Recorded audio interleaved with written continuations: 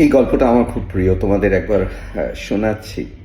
একবার একজন বড় সাধক, সাধু, ঋষি যাই বলো, আহ, তাকে রাজা খুব সম্মান দিতেন এবং তাকে কিছুদিনের জন্য রাজপ্রাসাদে এনে রেখেছিলেন, সেবা যত্ন করেছেন।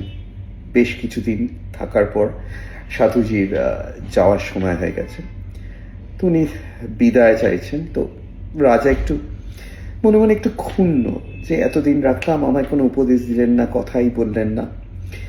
তো উনি বললেন যে প্লিজ আমায় কিছু বলে যান যেটা আমার সারা জীবনের কাজে লাগবে, আপনাকে আমি খুব শ্রদ্ধা করি।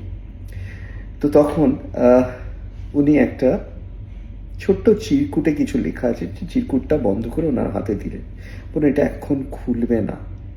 হয়তো তোমরা এই গল্পটা অনেকেই জানো, তাও আমি আবার বলছি।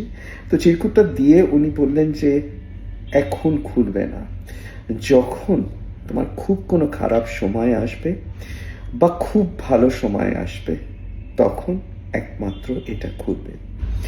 তারপর উনি চলে গেছেন, বেশ কিছু বছর কেটে গেছে। রাজার খুব একটা খারাপ সময় উপস্থিত হলো। বাইরের শত্রুরা আক্রমণ করেছে, একমাত্র পুত্রের মৃত্যু হলো।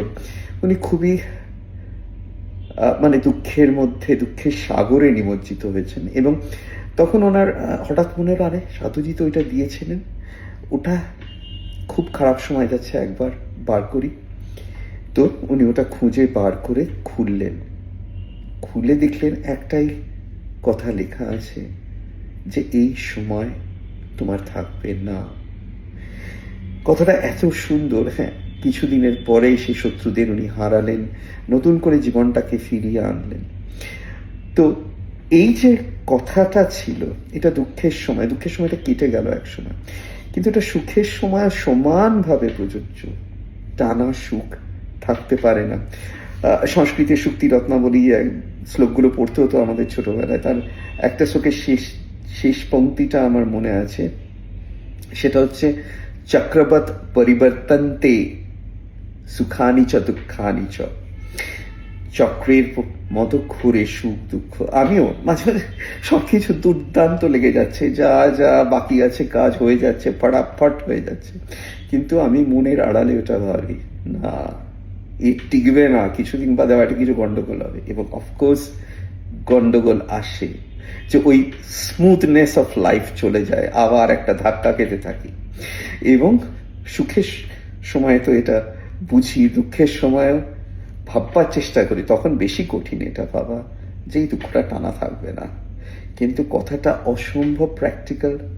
ভেবে দেখো, আমাদের সবার জীবনে এই জিনিসটা ঘটে। সুতরাং এই যে তাৎক্ষণিক যেটা হচ্ছে সেটা শেষ কথা না, তার উপর পুরো ভরসা করে হার মেনে যাওয়া, হতাশ হয়ে বসে থাকা বা অতিরিক্ত সুখ সাগরে নিমজ্জিত হওয়া, কোনোটাই বুদ্ধিমানের জন্যে খুব যুক্তিযুক্ত নয়।